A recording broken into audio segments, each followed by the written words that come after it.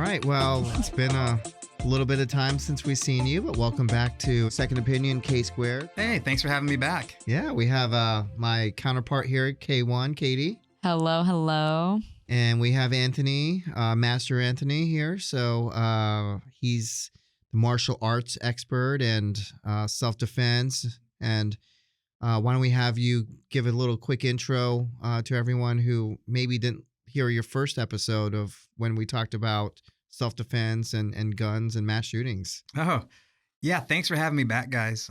My background. So I think I told y'all last time I got involved in martial arts when I was about 3 years old. We lived overseas. My father was in the military.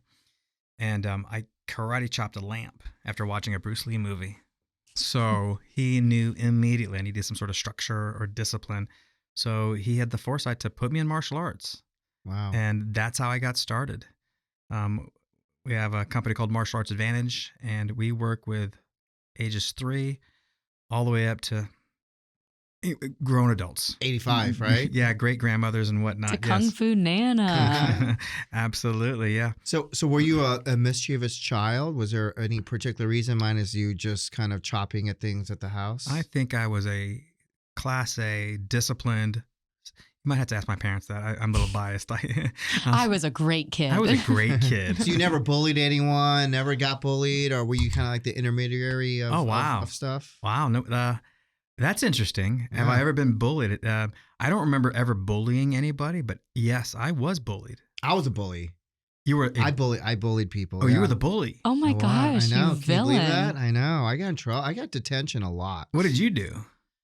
I used to talk shit. I still do. So you were a troll. I did that. I got in like maybe 5 or 6 big fights. Oh my wow. gosh, like physical altercations? Oh yeah. What is As big? a matter of fact, one of them, our PE coach, in front of the entire class said it was me and this other guy. I think his name was Julian at How that old were you? time.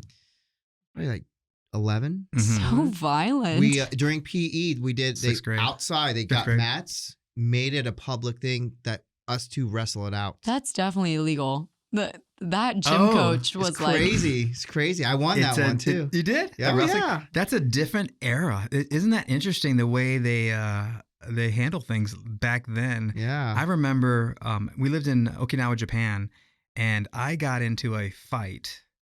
Actually, I didn't get into a fight. I got beat up. I was in 2nd or 3rd grade in Okinawa, Japan, and you're on the playground during recess. I don't know if they have recess anymore. I think they're cutting out all the. Do they have recess anymore? They do in elementary, but after elementary, it's like gym. Okay. That's always the way it's been, though, I think. Mm-hmm. Okay. So I was chasing the girls. They were screaming. I was chasing them, and I thought it was fun. Cooties. And, yes, all those things. And and one of the girls grabbed a young man, and he just whacked me in the nose. Oof. And I was like, oh, and that was violent. He was jealous. No, I thought he was helping. So he helped the girls. So I remember what they did as far as school teachers, administrators, they put us both in a room by ourselves and turned off the lights. Oh my gosh. Wow. So that's interesting, isn't it? So they just put us in a room by ourselves and we just sat there.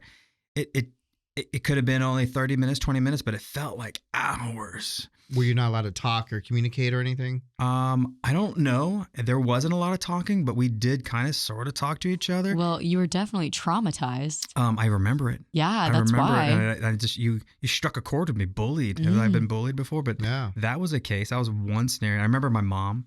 My mom's Filipino, so my mom, a lot of things relate back to food. So she says, "Listen, if you want to protect yourself, you need to be strong. You need to eat a lot of white rice." I go, "White rice? Is that the secret?" "Yes, white rice." Strength. So I said, "Okay, Mom." When I started eating white rice, and I became extremely pudgy. And yeah, all the carbs, right? Yeah, all the carbs. I know better now, but yeah. So what's your take? I mean, obviously you have your martial arts. You do a lot of self-defense for young children, right? Mm-hmm. Like you have family, parents that come in, and how do they approach you guys to say, hey, fix my kid? Yeah, fix my kid. I mean, what does that mean? Like, what are scenarios that, I mean, bullying's a big deal. I'm sure that's one component, but, explain to us bullying and other reasons why people bring their children to The you. process. So families do call us. They call us and they're interested. And a lot of times they're just not sure what to think. Mhm. You know, we're going to come in. Is it going to be cage fighting and whatnot? And Cage fighting. and we're All gonna, the 3-year-olds. we're gonna, right? We're going to learn how to Cockfighting ring. beat. God. We're going to learn how to beat each other up. And actually, there are a lot of martial artists that is their main focus. And they'll say things like, "We do real martial arts. We don't do the traditional martial arts." So, by the way, Martial Arts Advantage, we have traditional martial arts, we have reality-based martial arts, and we have sport-based martial arts.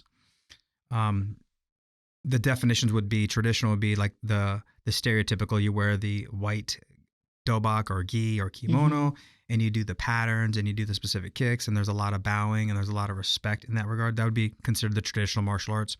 The sport martial arts would be something like there's a time limit, there's set parameters or set rules, and it's generally one-on-one, and then you have some sort of moderator, a referee, and you've got to compete that way. That would be sport-based martial arts. Mm-hmm. And then reality martial arts, anything goes. Street training. Just imagine you're out in the parking lot and somebody tries to run you over with their car. Or gotta do knife something. you in the parking And lot. maybe there's a knife. You said maybe there's a firearm. they always have a weapon. Oh, so Always assume Yeah. they have a weapon. That's So the number one thing I learned. Katie's done training with us for 3 She's or 4 retained months. very well, by the I way. did. She is a great student. She's a great student. But she, we try to make it so much fun. She wanted to continue and just absorb all of the information. I think that's key. So with reality martial arts, literally anything can go.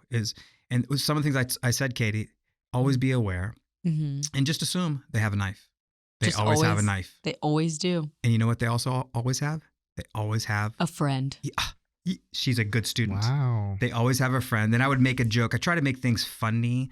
Have you ever watched Walking Dead with Negan? No. No? No. Oh my goodness. So those of you out there, Negan, he would have he was the bad guy. He had a baseball bat. He had barbed wire around it. And he was so magic. So I would say things like, there's always a knife. So if you see a knife, there it is. I knew it was going to be there. And then you're always surveying the area and you go, oh, there's a friend. I knew there was a friend. Like they knew they were I knew around the friend was corner. going to be there. I was just looking for the friend. So you're always aware. You're never surprised. And that friend has a baseball bat with barbed wire. I was trying to make things funny. I guess that joke is actually old because I'm old. And that was, you don't remember, Katie. I just never watched Walking Dead. Oh, I didn't okay. either. Oh, you didn't watch it? Okay. Maybe No. I'm just a nerd and I don't watch those things. So that would be the self. But a lot of martial arts schools out there, it's like, that our focus is, you're going to be able to beat up this other person. And we don't do fake martial arts, traditional martial arts. We do real martial arts. I mean, is that like the Cobra Kai mentality? Maybe that's Cobra Kai mentality. But you know So what? it's aggressive. So people out there, what you're saying is that they teach young kids more aggression versus on how to control a situation. Maybe. I think sometimes it's not very well thought out. You think, oh, I do this particular martial arts style. By the way, I train in all the styles. I love all the styles. However, as a coach, mentor, educator, it's super important to be careful of how you convey information. Because you say things like, I don't teach fake martial arts. My kid going to be able to take care of himself and beat your kid up. There are a lot. This is a saying I heard by one of my mentors. He said he had a parent come to him and goes, hey, listen, man, I want my kid to be tough. I want my kid in your program. I want him to be tough. And so my mentor goes, oh, tough. Right. Okay. Just so I understand you, how tough? Prison tough? Yeah. What kind of tough are you talking about? Yeah. Because a lot of that physicality and whatnot, that is a last resort. That's not our goal at Martial Arts Advantage. Our goal is not to be prison tough. Our goal is not to be able to beat up another person or another child. Our goal is to have the confidence so it doesn't ever happen. To yourself. To ourselves, to our friends. And with that confidence, we're able to avoid any physical altercations. So when parents come to us, they come to us for all sorts of reasons. They say, I am, and they're not sure what they say, they'll come to us and say, I want this particular style of martial arts. And I say, okay, terrific. I can help with that. Or they'll say, listen, I'm looking for structure and discipline because my child has this diagnosis or whatever. Great. I can help with that. The common ones are ADHD and whatnot, or they're rambunctious or my daughter is a bit shy and I'm trying to help her come out of that. Oh, out of her shell. Well, absolutely. And I said, we can help with that as well.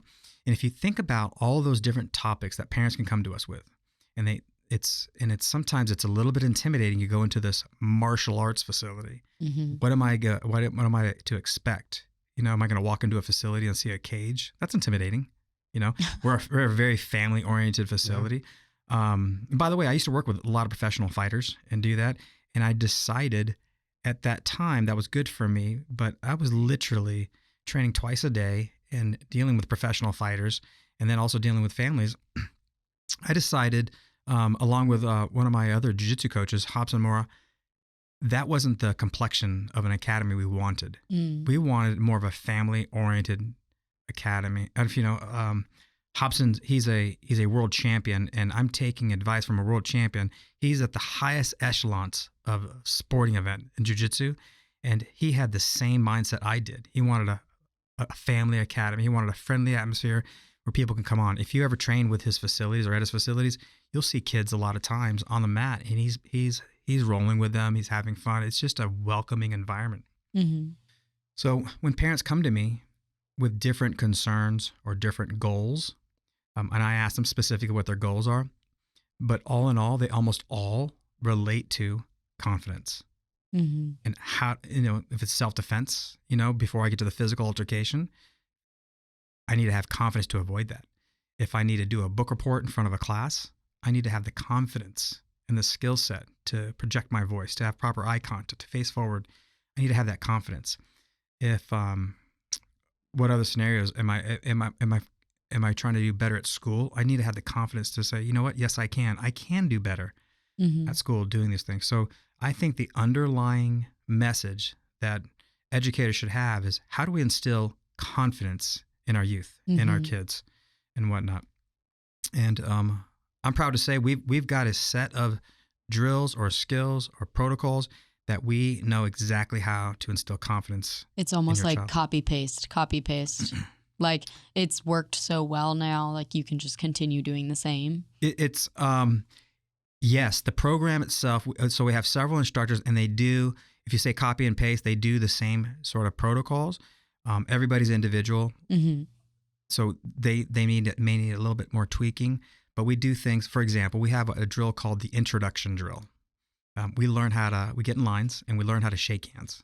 Huh. As silly as that sounds, how does that relate to martial arts? I know, it's like, we never did that. That's martial arts. But where are the kids nowadays learning to shake hands? Who teaches them that? Kindergarten, maybe? Do they? I don't know. I was like, maybe. I don't know.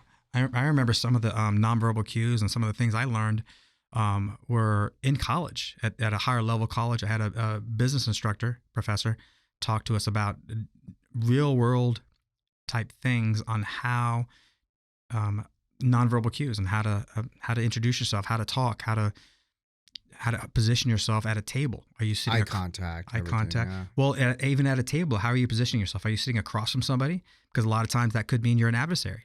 Are you sitting next to somebody? Maybe you're on the same team. Companion, yeah. Yes, right. Are we catty-corner with each other? So all those small things have tremendous effects. That's really cool. So it seems like people come in there and for whatever reason they may want to bring their child. I mean, I'm sure there's the health benefits that come out of this, right? Like, can you tell us what you have been able to experience yourself in witnessing improvement in their children's health? And I mean, maybe they may be overweight and they're being bullied because they're overweight and there's a lot of physical activity involved, and you know that leads to weight loss and that leads to more or even improved confidence. The opposite way, like with women, like they could be anorexic or very small. Like you just never know. Right. Could do the opposite effect. They could build muscle and they can get stronger. So both ends of it, they're both getting stronger. So if somebody comes with martial arts and it's a bit intimidating, could be, because sometimes people come to us and go, what is this voodoo? What am I expecting? They're not, it's maybe they've seen a kung fu movie or something. Maybe I'm dating myself. Yeah. It's what does all this mean? It doesn't have to be so mysterious. We do a lot of agility, a lot of mobility type drills. We do a lot of stretching. We do a lot of hand-eye coordination type things. Depending on the age group, there's a lot of developmental things. For example, young kids developmentally, 3-year-olds, they have a challenge sitting, crisscross applesauce in Indian style. Or we call I always had that trouble. It's challenging, but even well, the core. A lot of times at that young age, your core is not strong to sit. Well, yeah, the hips. Yeah. So I'm like, this has never been a problem for me. Not for you. Were you a dancer? No, I'm actually not flexible, but I felt more flexible after our classes. Because we were doing mobility type drills and whatnot. We do them in a safe way. But developmentally, we have specific drills to help kids with all the physicalities. And that is just a byproduct of what our focus is. The kids want to do the punching and the kicking, all the physicality. They want to run, they want to jump, they want to yell. So we do that. But you know what the parents want? They want to see all that, but they want to see instilled in their child this overwhelming confidence after they get, as really the root reason. Like, I want to be more physical so I can have more confidence so I can play other sports. Right. I want to be more physical. So if somebody approaches me, I have the confidence to stand up for myself and for others. You know, so I think the underlying our message or our why is confidence. How can we help people with confidence? If it's self-defense, if it's, you know, any of those things. I mean, if you were to ask me before I started this class or any of these classes, if I were to like send my kids, like I never would have done it. But then now, like seeing, like whenever we're in our classes and we look over at the kid ones too, like they are so focused and so controlled, because you'd think it's like controlled chaos, but it's really not. It's just controlled. And now I'm like, whenever I have kids, like I want to send them to martial arts because it's amazing. You know, it's interesting. I talk to my team of instructors. I say, look, teaching the punch, the kick, the armbar, and then there's the chokes and whatnot, all of those things, that's really not the challenge. Any person who's got even a few months of training can teach those physicality things. That's not the challenge. But you have to handle. Oh, sorry, go ahead. Oh, wait, I just said that the root that is just the byproduct of it. Can I teach all those things? But then does it lead back to the confidence? And again, we have, like when I talked about the introduction drill, how to shake hands, we have that drill. We have the presentation drill. What is that? That we have an instructor bring somebody up in front of their peers. Now imagine how hard it is for people to do any sort of public speaking. Yeah. From my understanding, it's like either number 1 or number 2 fear. Oh yeah. Of just getting in front of your group and having to be able to speak. That's any age group too. Any age group. Yeah. Any adults having to speak to somebody. But we have young kids, start them at a young age, get in front of their peers and have them talk about a topic. And in this case, let's say I bring Johnny up, 6 or 7-year-old Johnny or Lucy, and I say, listen, you have 30 seconds. I need you to talk about gum. Gum. Got it. Talk, you know, and what do I talk about gum? You talk about your favorite flavors. You talk about how you chew it. You talk about how to blow a bubble. You talk about your gum. Now, you're thinking, well, okay, great. How are you gonna sustain that sort of presentation drill? Well, there are things called what we call non-fluencies. They're filler words, which a lot of people, when they do presentations, things like and ooh, like. If you're doing them deliberately, you understand why you're doing them. That's fine. I think what happens is involuntarily we have a verbal behavior where we input those things. So now we address that with the young kids and we say, oh, that's a non-fluency. For example, he's 12. Our boy, we have a 12 and 14-year-old. He's 12 years old, but back when he was about 8 years old, we really started talking about non-fluencies. So much so, if the rule was at our house, if they ever started a sentence with a non-fluency, I like to go, I wouldn't want to. If any sentence started with a non-fluency, the payment for that was they had to do the Pledge of Allegiance. Oh my gosh. So no matter, we'd be in a restaurant, like, I pledge allegiance and to they the would flag. literally pledge allegiance. So they became so good at this. I remember being at church on a Sunday. It doesn't matter which church it was, because I don't want to give it away who this priest was. But the 8-year-old at the time, he said, hey, he calls me BD, bonus dad. He goes, BD. I go, yeah. He goes, that priest has a lot of non-fluencies. I'm like, wow, yeah. I said, let's try to listen to the positive message. Let's try to, so that's again, another drill. If you talk to other sporting activities, soccer, cheerleading, other martial arts facilities, and they say, oh yeah, we do all those special words, all the life skills, character development. They understand how to say those phrases. However, do they actually have drills within their classroom every single day that actually help shape those behaviors and build confidence. So the introduction drill, presentation drill, those are two of the drills we have that help build confidence, which I think is going to help all of our families and reach their goals. Oh, at a young age, you have people already talking without talking in a manner of that is like or whatever. Yes, sir. And public speaking, or whether you're talking one-on-one or you're applying for a job or whatever you're doing, talking to your teacher. I mean, everyday scenario, that's probably the biggest value someone could bring to kids growing up these days. I think it's so powerful. I wish I had that. It Yeah, takes time. Me I mean, too. it takes years of trying to figure out how to talk in public. Me too. You still get nervous, right? You still, even if you're in a situation that you know everyone in the room, you have those fillers sometimes because your mind isn't, you don't think like that. Right. So you still just add it because the experience when you're younger, it sticks with you as opposed to when you're. I remember my mom at a young age, when I was younger, I was at elementary school. My mom would insist that if I had to pay for something, I guess we were at either a restaurant or I had to buy a soda at a carnival or something, she would stand, 10, 15 feet away just so she could see me. But she wanted me to be able to walk up and say, could I please buy a drink, a water, a candy, whatever it was. And I had to get the change and I learned to count my change. So that was one of her methods of helping me or helping build confidence to be able to talk to other people. But it was frightening being able to do that.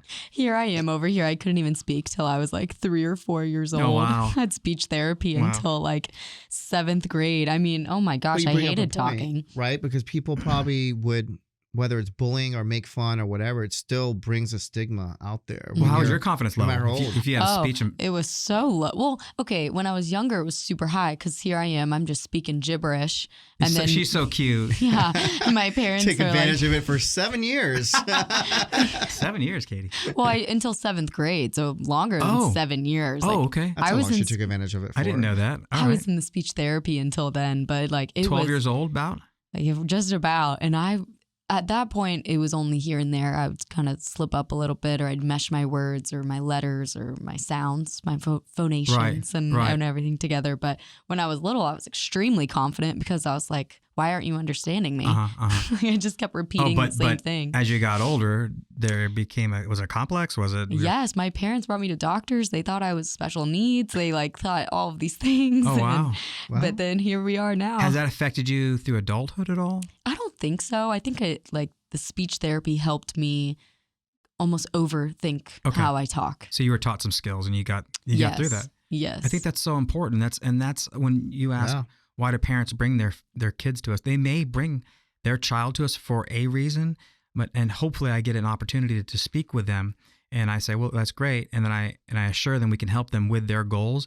And then a lot of times I may nudge or guide them in a specific direction according to, because this is what I do. And I say, I think in my mind, I say, well, they said they want this. However, I think this is better for them to help them reach their goals and build, again, back to confidence. They hand it over to you and say, hey, what's your take on this? Yeah. But you end up finding out more, or you find a different way to channel out. Yeah, I hope they can trust me. And in the beginning, it takes sometimes a little bit of time. And after I speak to somebody for a little bit, they go, okay, you know what? I'm going to trust this guy and see what happens. So it's some of the same skills when I started working with kids. Like I just recently started an introductory class with young kids where I'm personally teaching, and I haven't taught group sessions in a lot of years. I generally work with personal training clients and whatnot, and I miss it. So I got back into it. So just a few weeks ago, I started teaching some group sessions now, and I'm super excited about it. I'm seeing the development of these kids. So when they first enroll our academy, they're now getting me, and they're getting my philosophy, and they're getting my take on what martial arts is. It's not about punching and kicking and make my kid tough. How tough? Prison tough. Oh, make my kid so he can choke your other kid out. It's yeah. Can we do that? Sure, I could do that, but that's that's not our focus. Making little mini ninjas. Yeah. I do call them mini ninjas, though. That is funny. So I think everybody acts tough, look tough. Nobody gets hurt. What is your take on bullying these days, though? I mean, you obviously see it or hear about it, and I mean, it's obviously a problem. I'm assuming everywhere you go. I mean, kids, there's bully issues. There's not just physical. There's verbal. There's there's social media now these days. I mean, what is Sure. your take The on cyberbullying. yeah, Oh my cyberbullying, gosh. and that leads to, I mean, sad stories of people, young kids committing suicide. I mean, you have seen that, right? I mean, we've all seen that news. What is your Yeah. take on educating these kids, and even if like you had a bully that is known to bully someone, like how would you address to them hmm and take your time in making them, flipping them around and turning them into a person who does not? Yeah. It's complex. It's tricky, and you would hope somebody has the answers. I don't know if anybody has all the answers. You remember last time we met, we talked about just trying to be more aware of the cues, the nonverbal Mm-hmm. cues, and seeing what happened. This kind of subject, we talk about young kids taking their life. It actually hits home. Um, just heard news a few months ago of a young man who took his life, and I immediately started beating myself up and going, what could I have done differently? How could I have given more attention? What do I need to do? And so I immediately said, I need to start more classes where I'm the one I can. And I remember talking to one of my business partners, and she said, listen, you can't save the world that way. You're doing what you It was can. one of your students. He was a former student. Former He was a student. former student. So this is after he hadn't been training with us probably for several years now at this point, but I'd heard about the news. Mhm. It's a small community, and I was just devastated by it. So, but I beat myself up immediately. Like, what could I have done differently? Mhm. And I should have paid attention more. I should have, I could have talked to him more. Could I Mm-hmm. help him with more friends, how to engage and whatnot? So, bullying is a tricky subject. And again, I what do they say with bullies? A lot of times, it's a reflection of their own insecurities. Yes. So, how do we recognize that as adults, as educators, and how to help that person? I do think, again, I keep saying this word confidence. Simon Sinek, you know who that is? He is a Mhm. book, and he has his book. I think it's called something along the lines of Know Your Why. Mm. And after reading that book, I was like, oh my gosh, that's my why. Because I've done lots of things with military, law enforcement, professional fighters. We used to have I used to walk into our academy at night and have 30 to 40. There's nothing wrong with it. I went a different direction. 30 or 40 different men. Just it was so sweaty in there. The testosterone. It was like, wow, it was serious. Mhm. I remember you talking about the egos The of it all. ego that men alone have egos, but then men Shocking. and then not you, Kris, and Thank then you. not you or me. We don't have egos. Yes. No. Oh no, my not at all. my wife would argue like, oh God, and then I try to channel it. But anyways, the ego is just so thick. I just looked around one day. I go, what am I doing? This is the direction I took. I took this direction, and these are all pro cage fighters, MMA, And so every night there I go again. I gotta protect myself. We're doing ankle locks and we're doing chokes and this, that, and the other. I'm going, okay, all right, punch each other in the face. But I just realized like this is not what I want to do all day long, Yeah. Mhm. And it was like literally every single night doing those things. And I think I'm wiser now. Mm-hmm. I am 20 years older than those times and whatnot. So I think differently. So I think me personally right now, my why is giving back to young kids and families and helping instill that confidence. If it's a bully situation, maybe I can recognize that with somebody and help build their confidence, have them achieve things. So they start seeing some more self-worth so they don't have to take it out on anybody else. Do you ever see, like, because you do see so many different age groups, do you ever see like full adults exactly like you see like a child, like almost? As far as insecurities or as far as bullying, as far as the behaviors and Yes. Do you ever be like, this is just like the 5-year-old I just had the other day, or the 8-year-old I had? It's astonishing a lot of times if they don't grow out of that, or if they don't have any coping mechanisms. Shockingly, yeah, that is the case. Yeah, It's like they're so similar, yet here's 40 years more. Yeah. I mean, bullying exists in adults, and I know exists. I mean, it's everywhere, right? I Mhm. mean, and with cyberbullying and I mean, schools. I know it's a different world, but yet that's always existed. I mean, Right. becoming a physician, there's bullying, the I different mean, levels as being like a there's- resident. In the corporate world, and Oh, in whatnot. the corporate world, Mhm. I mean, it's it's like torture almost, right? mhm. Because Like hazing. I went through it. You have to go through it, right? It's hazing. Oh, It's like right. you're in It's sorority. hazing. It's hazing. It's like, I did this.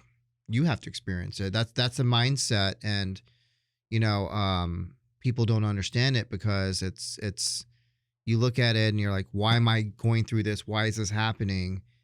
Yet, sometimes you catch yourself doing it too. Mm-hmm. If I'm a senior physician and there was other juniors, I was never that type of person, but you kind of get carried away in situations that like, oh You're my doing God, what you learned. Yeah, you're doing what you learned. Am I And the problem? yeah, like did I just like say that or do that and make them do that too? I mean, Mhm. you feel bad, and but it's a corporate. As adults, it happens in that Mhm. world, and I think it's something that has always existed, no matter Mhm. where you go. Yeah. It's interesting. I think I was having a conversation with my wife this morning. And, Were you getting bullied? No, I was. She was actually asking me about this podcast. She says, "What are the topics?" And I said, "Well, I think it's going to be a conversational. I think we're going to talk about kids. We may talk about different things, Mhm. And it's interesting. It was a conversation what led to me when I first started getting involved in the Israeli martial arts, and the way I learned to do it. Because Israeli martial arts, the way I learned it was the reality aspect of it. It was pretty hardcore, pretty serious, and you always had bruises everywhere, and things were broken all the time. So that was a normal thing, Mhm. and that's the way I learned it. So when I worked with my groups, my civilians and groups, and then I just took that the same way I learned. I said, well, that's the way I was taught, so that's the way you're supposed to Right. do it. I got to do it this. And I remember telling my wife this morning. I said, I had the sheriff's department. They had their group come in, and then after several weeks, there are people that were on desk duty because I would break ribs or I'd break fingers or I would hurt people. And then their lead, their commanding officer, the supervisor came to me and goes, "Hey, man, I really appreciate what you're doing with our department and whatnot. But here's the problem. These guys need to work. And Like, stop beating them Yeah. up. they're now not able to work because you're hurting them." And I was much younger then. And that's when I learned. I said, "What are you talking about? You guys are on the front lines. You're supposed to be protecting us." And my mentality was like, I need to give it to you guys. So this air conditioned room, it's going to be more dangerous than it's going to be out there. hmm And then he's like, "Well, yeah, I appreciate the mentality, but can we do other things maybe?" Like, stop so, bullying our so nobody's officers. like, I was like, okay, yeah, fine. We'll do something different. Fine. But I'm older now, and I go, it doesn't have to be that way. It doesn't have to be that way. Yeah, Mm. that's interesting. I am now remembering I used to have a lot more bruises when we were training. Oh, did you? I did. But for my own self, What were you doing? I don't know. I had bruises all over my You- arms you- and legs. You punching yourself? Bruises too. I think it's like a trophy almost, though, right? I mean, it's like it's kind of cool. I'm like, yeah, damn, you know what? I worked today. I got something out of this. it is. It's a So reflection. people, I get people now, whether they're doing jiu-jitsu classes or whatnot, they go, "Look at my feet, on the bottoms of my feet, all, I got calluses, or the tops of my feet, or we call them mat burns, and that's how I'm hurting there." Oof, Like, that hurts. Though. It does hurt, and I do think the body does get accustomed to it, and all of a sudden you're not. Same thing with if you're gonna do for adults specifically, if you're gonna do one-on-one interactions with people, they may grab you a certain way, and ideally you want to stair step that so it's an introduction. It's not jump in the deep end right away. Mhm. And if somebody grabs you, and if you've never been grabbed, even a gentle grab, you could have bruises on you like a banana. Yeah. You just touch and you're like, Yeah. I don't remember it being that aggressive, but somebody Mhm. you're not used to being touched. You're not used to being somebody pulled you by the arm or so. Yeah, you do get accustomed. I call it being desensitized. And I think Mhm. that's important with adults especially. And then with kids, you keep it much safer, but you do become desensitized with that. So that's interesting. The kids always having bruises. They're going to call Child Protective Service. Oh, kids are so resilient and they heal within 20 minutes. They're like, "Oh, done." I'm fine. Yeah. It's like breaking boards, right? It's that mindset, because a lot of it is psychological. I remember that. I'm like, I know physically I could do it, but then you're like, you're going, you're raising your hand, or if you're kicking it to try to break the board, you have that like last second, you Yeah. pull Doubt. back a little bit, Yeah, like, yeah. oh my God, that's actual Yeah. wood, So or it's gonna hurt. your experience, was it intimidating? Were you, Oh yeah, I think breaking wood was intimidating for me and then you did in the now. beginning. It took, I mean, when I did it with you, it took several times where I'm like, I can't afford to lose my fingers. I'm a physician. I have a do job. not want to have crutches. I'm a doctor. In the hospital. I am not getting that stupid rolling thing where you walk, with a cast on. Like people come in all the time doing I'm not going to be judged on that whatsoever. So yeah, if you're gonna pursue a program, whatever the program is, you need to have somebody you can absolutely trust. Yeah, and I've done things with you, whether you know it or not, to build you up to that point. No, yeah, you got a feather and here, break this. I can do that. We're hitting pads. We're conditioning. We're getting used to, and only then where I was like, I have the confidence in you. I believe in you. You can do this. Yeah. So now, how do you feel? How did it make you feel? Oh, amazing! And that's what I can imagine being a kid again, and I guess I am kind of a kid, but.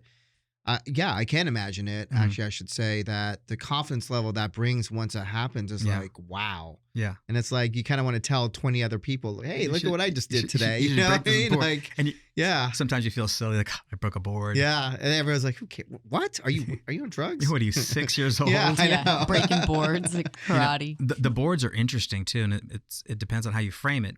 And a lot of times, specifically with adults as well, I'll talk to the families and I'll say, listen, this board is just a board. It's a piece of board, but what it represents, it is potentially a goal or potentially a fear. Right. And you're going to thrash through that. I believe in you. I agree. You need to believe in yourself. You need to have someone else to believe in you. You're going to break through those goals. Yeah, I'm inspired. Try it. You got to try it. I really am inspired. I really want to break a board right now. It's how empowering is that? I got to tell you, it's a feeling that you never probably expect to have. As silly as you're a professional, you're an adult. Oh yeah, no, 100%. I mean, you could think about your whole week. You could live, walk, go to work with life and death situations. But I broke a board this week. That'd be my number one story. That would be he'd be at dinner. And that would be his conversation. Yeah, that'd be and take a picture. Like, hey, can we do it again? Take a picture. The amount of lives I saved this week. Yeah, that was good. But you should see what I did on Wednesday. I broke this board. Yeah. I broke a board in half. I might have saved 10 lives. Well, I mean, mentally and physically, it accomplishes. You're right. Your fear of breaking boards, you surpass that. Yeah. Physically, you have the capacity to be able to do that and the capability of doing that. And like you said, if someone else has confidence that you're able to do it because you won't make someone do it if there's no confidence that you can do it. Sure. You just overall feel very successful in your own right. Yeah. There are real lessons to breaking boards as well. People think they trivialize it. In order to hit, I've had very large men try to break boards, and for whatever reason they don't break. Well, right. I know why they don't break, but you've got to be able to focus your It's a trick board. No, it's not a trick board. You got to focus your energy. Yeah. And harness all of that energy. Yeah. And hit that specific spot of the board. Imagine a water hose. You get the water coming out of the hose, and you take your thumb, that same stream, you take your thumb and place it over the output of that hose. What does it do? It's the same energy, but now it's concentrated. You understand what I'm saying? We put the thumb over the end of the nozzle. To spray it farther. Yes. But if you hit a board, let's say you hit it with your foot, you hit it with a whole foot, what you're doing is you're spreading all that energy, that mass throughout the board. So it's much more challenging. But if you understand the techniques and understand how to hone or adjust your foot in such a manner where I can concentrate all that energy into a very small pin size area, I will penetrate that and it will smash. I'm picturing, because I just saw on Facebook a video of this little kid, and he's so cute, but he is just so powerful. So serious about yes. it. And he's like, and he's breaking all of these boards. He's like the baby Bruce Lee, right? Yes, I want to pull it up. Oh, it's so much fun to watch. Because he's probably 3 or 4 years old. Wow. Like, he's little, and he's breaking boards with his foot, where you put the foot straight down into the ground.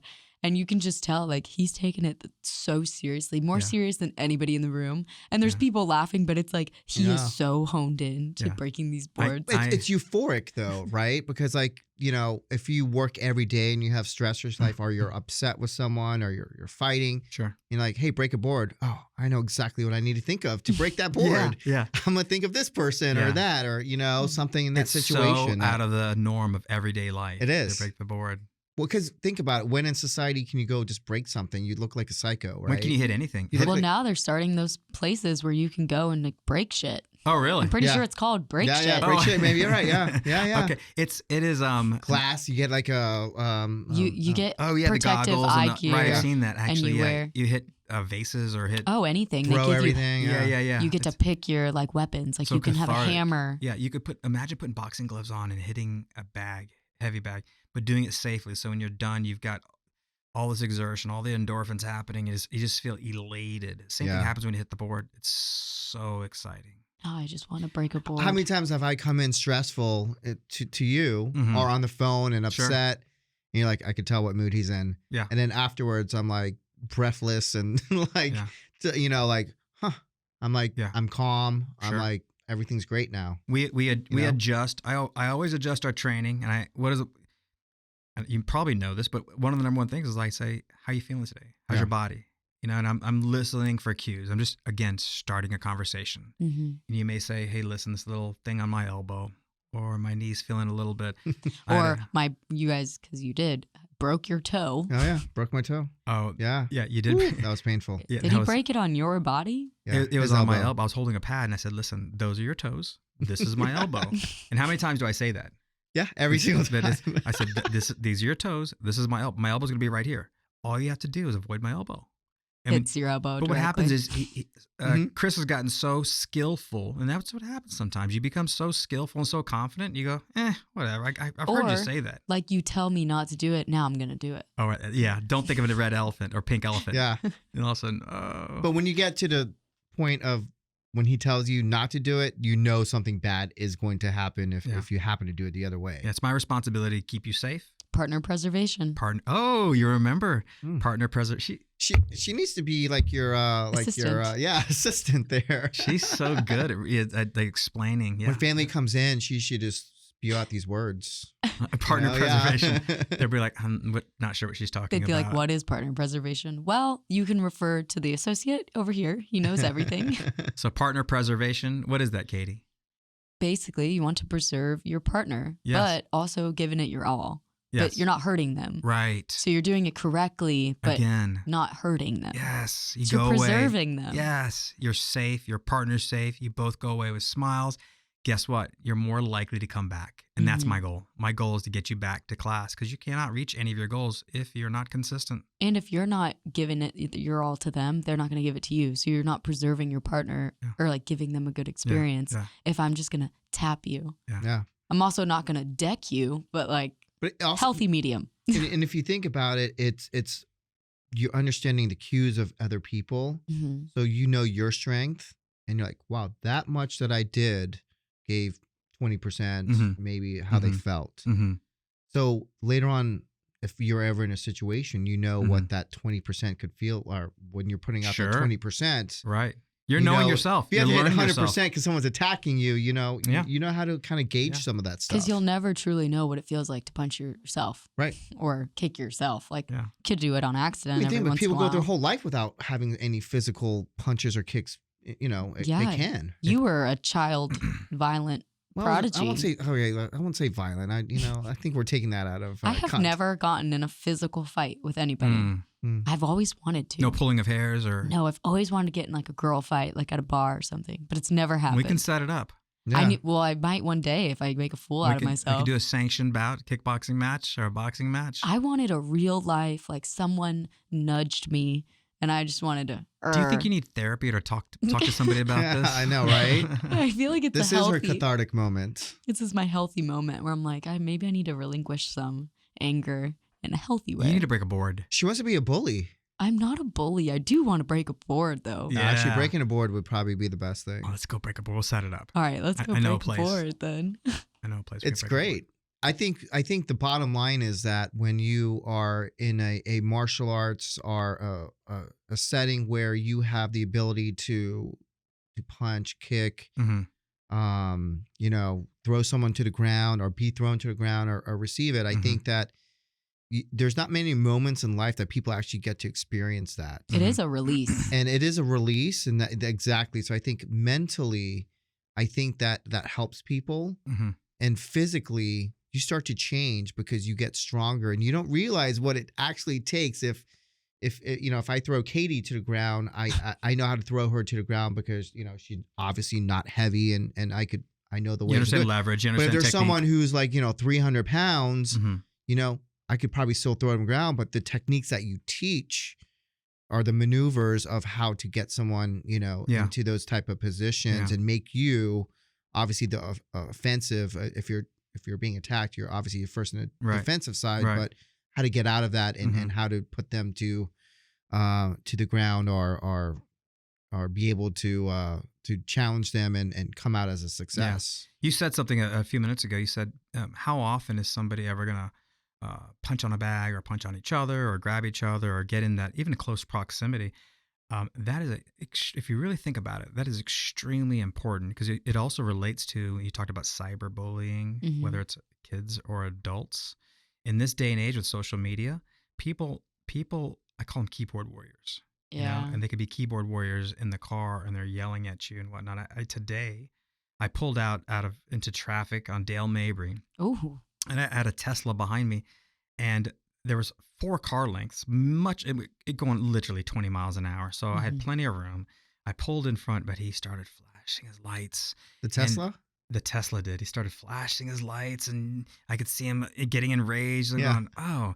So when you talk about people aren't used to, have never been hit or never been grabbed or anything like that, Mhm. I think that's important to kind of sort of put yourself in check and go, oh, wait a minute. Maybe I shouldn't yell at this guy because he is a 20+ year martial art instructor. Well, not even that. I mean, if you understand that you can get hurt by other people if they're not right in the mind, Mhm. and then you're not going to be that keyboard warrior anymore. With this day and age, people are so at an arm's length, able to talk smack to you, Right. whether they're kids or whatever else. They can Mhm. do it in the privacy of their home, maybe anonymously, Mhm. and they feel super comfortable, and that's their release. I don't think that's very healthy. No, I don't think it's very healthy either. I So see that, and I'm actually in my mind. I'm like, I think you hit it. Like I didn't really think of it like that because if I have my keyboard or phone in front of me, like you're not really looking at anyone. You're in your room by yourself. Yeah. Like I'm not being judged, and I'm writing or saying something that I'm gonna you don't get know it what they're out. gonna look at, but I'm just gonna get it out I mean, because I that's can. why people are hurt so much lately. I think so. Because it's so easy to say such hurtful things. Well, so I the think- person on the other end is like really, really torn up about it. And at the same time, I think people who write text messages or do this, like it's so easy to It happens so misinterpret fast. a Yeah. text message. Oh, right. Because there's no tone. Like we I think we've talked about this before. You don't know what really the Yeah, meaning how many behind times was it it is. miscommunicated? I said this. They thought I said this. Yeah. And it's Yeah. happened to me. I like, yeah. It's like, Katie says hello today on text, and she always says hi. Okay, well, what's What? wrong with you today? All right. Whoa. Yeah, you know what I mean? Like, I but you don't know what I know. mean? That's how people can, I'm giving an example, Interpret, right. things. Like, no, because you're not used to writing it that way, and now you're saying something this way, there's something wrong. You pause to go, what does hello mean? Right. What did you mean by hello? I mean, but that's how people interpret stuff, right? Like, Here for I sure. am over here. I'm know- just saying hello. Yeah, right. I think But you can say hi. I think a good rule for people, before you push send or hit that little green button, is pause and say, you know what, would I say this exact thing through text message? Would I say that to that person in person? I would say it out loud. Hear yourself say it out loud Oh, that's a before good one. you send it. Yeah. Because that's what they're doing. They're reading it out loud in their own head. But it's like, I feel like some people do not read it out loud. It's tough, man. But you could say it in a way that may sound positive, and then they may read it because they may be in a negative mindset. For sure. Oh, right. And say, and because it's all how we think, right? They're reading it out loud, and it's like, you're saying it positive because you're sending it, and I'm like, have a great day. Okay, have a great day. All right, Be does, like, that, have does a that mean like day. goodbye? I'm not going to see you again. Right. Does that mean like, have a great day out of sarcasm and good luck to you type thing? I don't know. I mean, the whole thing of cyber, how you write things, but that's the future. I mean, this is where everyone communicates these days, from even a corporate level, from high school, from middle school, elementary, they have iPads, right? I mean, this is what we're now facing at this point is I think emojis help. If I Good say, point. They do. They you know break I what? don't the ice. use emojis much. I need to start using it more. I think you should. But Yeah. some people say, well, that's not very professional. I'm a physician or I'm this. But if you do a I don't When know. we the thumbs talk up to emoji. doctors, like Mhm. we use emojis. The nurses do. We do, and so do they. Yeah, I think someone kept sending the upside down smiley face. Yeah. I'm like, what the hell does that What mean? does that mean? It means I had like, to look it up. so say you drop your ice cream cone. Oh. Oh, awesome. Like face upside down. That's what I'm thinking of. Like, I forgot what the interpretation was. It wasn't bad, but it was like kind of like a neutral. Why wouldn't you do it like a sad face? it's almost like an annoyance too. It could be meaning annoyed. Do I have that emoji on my phone? You do? Yeah, everyone. Yeah, Mhm. Apple phone. Yeah. Okay. Like sometimes I'd be like, oh, gotta get up at 5 a.m. tomorrow.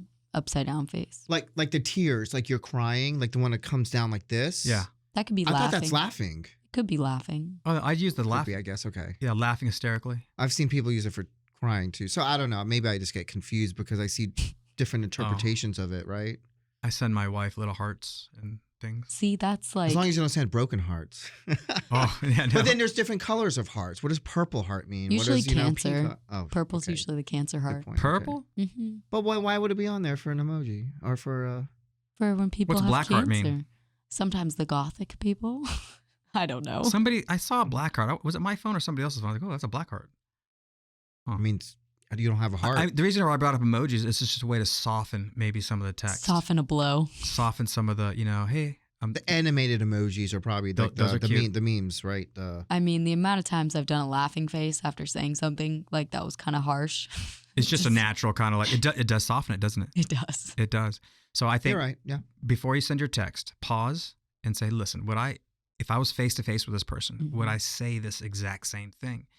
And I think 9 out of 10 times you wouldn't. And I think the other thing is get into a wrestling class, get into a boxing class, get into a martial arts class of some sort, and then touch somebody, get somebody, Feel the blow, so then you know what it's like to you give can it. do it in a very, people are like, oh, that's so Neanderthal. You could do it in such a safe way. Mhm. Yeah. Like, oh, you know what? I'm going to be kinder to my neighbor. And I think you're right because I think that because you release all these endorphins when you're that physical, that all of a sudden Oh, for it's sure. a natural relief, Yeah. right? Yeah. And going back to the text messages, like someone had told me, like, listen, when you're upset, what they do is they go to their note. yes. They go to their notes section. You just write it out. Oh, yeah. Let it sit there That's great. before you therapy. send it Go Right. back to it. and go back to it. I think we. Well, we kept joking with him. We were like, sleep on it for 48 hours. If you still Is that- want to is say that the the number? same thing. 48 hours or I don't 24? know. 40 hours seems too long. He I couldn't do it. sat for 4 minutes, but 4 seconds maybe. Yeah. I don't know. You might need to sit a little But, longer. yeah, I know. But 40 hours is absolutely. You and I have had those conversations. I'll forget about the text message, which may be a good thing, but at the same point, you have to get a point across, right? But isn't I that don't some? I remember in elementary school, a teacher said, if you're angry, know. write Think before them. you speak. Well, they said write a letter. Write the letter, and when you're done writing the letter, tear it up. Get rid of it. Throw it away. Like I've heard of a lot of just That's like, time wasted to me. soulful. I don't know. I'm like, I wrote all that, and it's so good. I'm not going to tear it up Good now. point. I'm sending this. But like if Yeah. you go on retreats, like soulful retreats, they're Mhm. all every movie you've even seen, they say write down everything and then you burn it. yeah, like- I've heard that. So then you just let it go. And I think that's more symbolic of you trying to let it go. But sometimes doing something symbolic Yeah, like I agree. really actually works. I think if I so. did that in a group of people, I'd probably be more like let it go because you're kind of sharing emotion. Mm. If I did it sitting in my place alone, you can be like, okay, I let it go. So now it's in my trash can, which is still in my presence, and then it's gonna go to the blue trash can, which is gonna be picked up 3 days from now. Like what did I get out of it? I don't know. You got to release. what I mean? You got to put it somewhere. You can't just hold it I all in. guess. Just put it out. I don't know. Well, definitely letting me know that I want to go break a board, Okay. release some energy. Set it up. Let's do it. Yeah. I think everyone should. I think everyone should push their limits and see if they can. Just to see if they can. It's a lot of fun. Absolutely.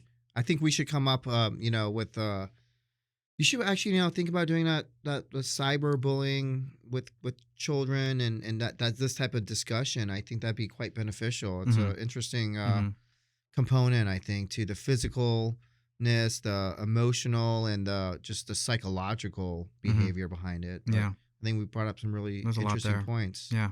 Yeah. I love talking about this stuff.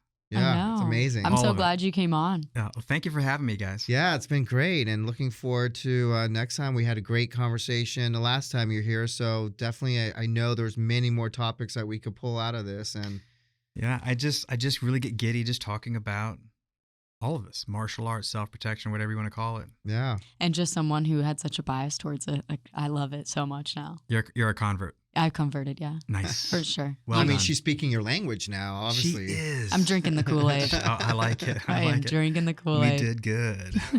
Yeah. Well, Well, it's till- been great. Thank you so much for coming, and we appreciate it. And I'm sure there's a lot of value that people can at least just pick up from these types of conversations. Right.